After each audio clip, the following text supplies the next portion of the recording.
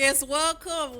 Like I said before, good morning, good afternoon, good evening, whenever you may be listening us from. This is Radio RFM, home of African music. Yes, with yours, Queen Victoria here on the African Culture Guide today, where we'll be learning a lot about Africans, about different races, and about all the things that people may be thinking that we are controversial, about all the things that people have been speculating, about the cuisine, about the language, about the communication, about the proverbs that actually were taught by one of our best elders. That's why we're learning a lot here. And also something that we also, a lot of questions that come within our lives, the questions that come within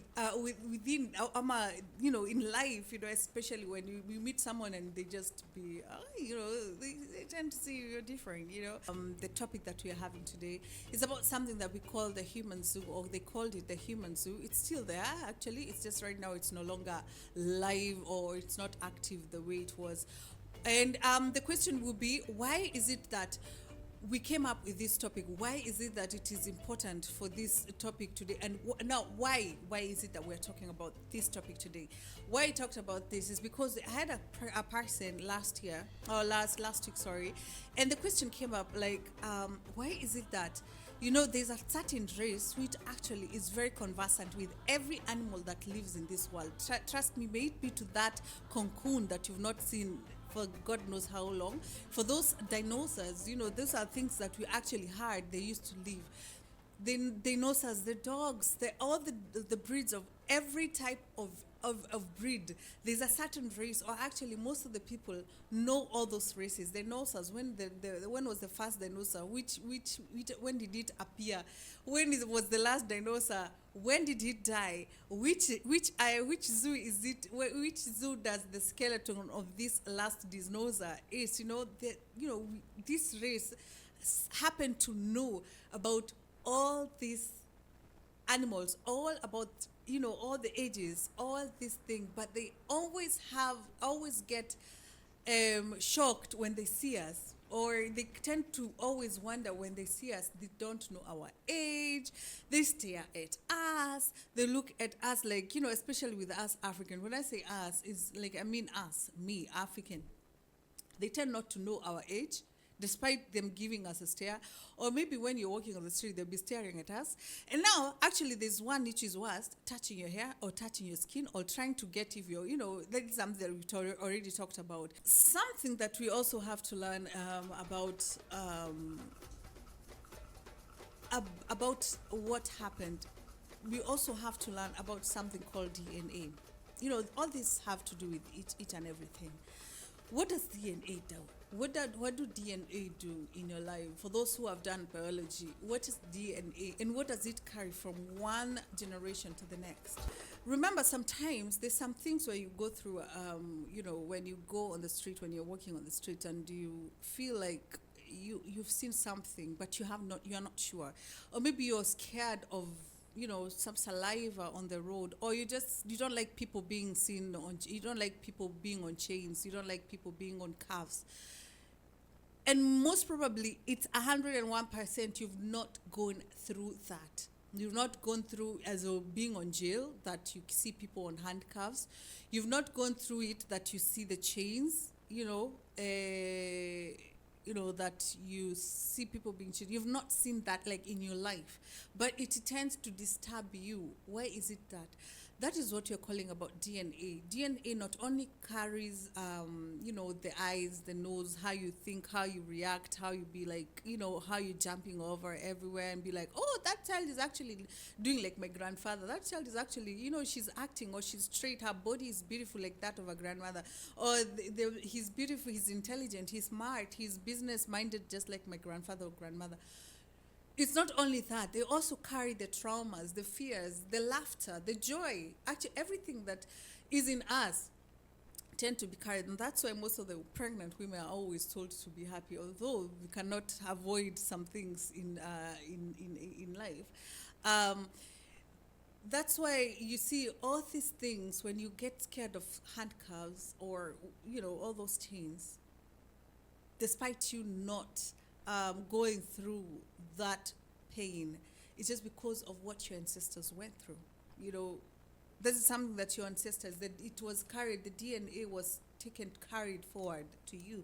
And that's why you just get that weird feeling when you see something that you have actually not seen it yourself. It is in the DNA. Not only do we carry the greatness, we also carry the traumas of our ancestors. And that does not only belong to us as black people. You know, when I say black people, you know, we have gone through the slavery 400, like, you know, it's almost 600 years ago.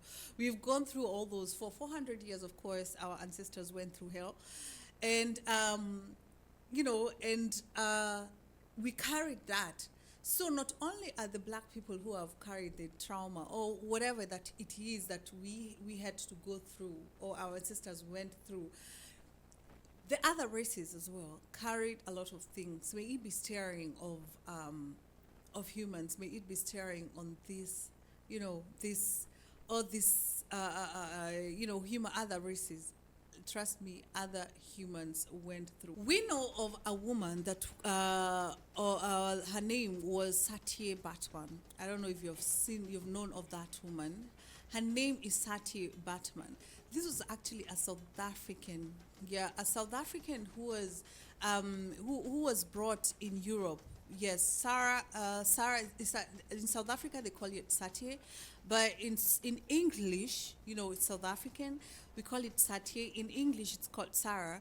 Her name was Sarah Bartman.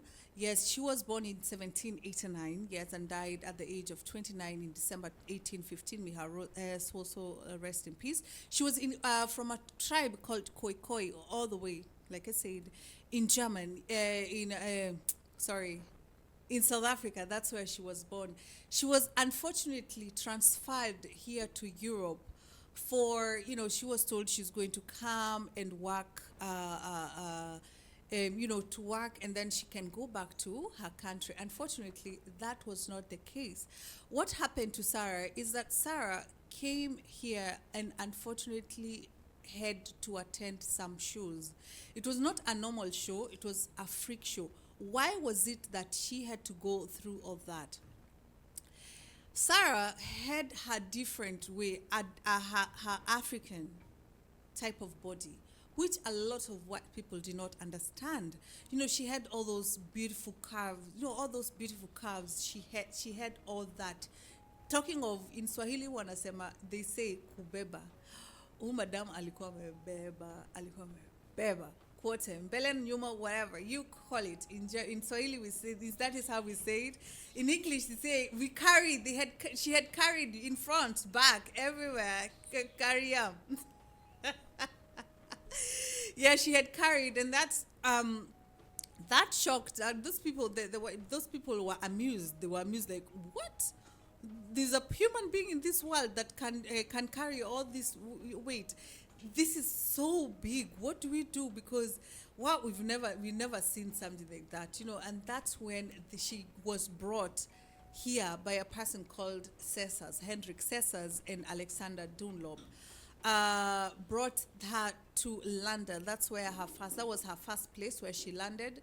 And later on, we see that she went to an extent of being exposed, not only on freak shows where people they would wear some primitive or downgrading kind of clothes, you know.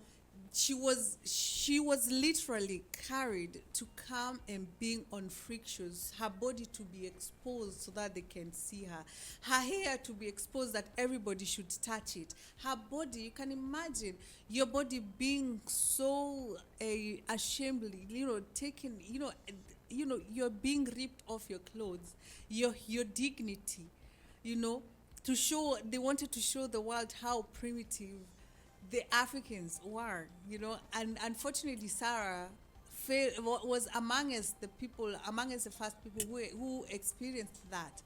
So what do we say about Sarah is not only did she go through those you know, all that humiliation, is also she died of sexual diseases. Why? Because she was also sexually abused, or, you know, she was exposed to all those things, you know, Why? Because they say, oh, she had her butt. They had to also, she had her big behind. They also wanted, the anthropologists wanted to know, why is it that she's different from us? You know, why do we have this kind of, Nigeria, they will say nyash.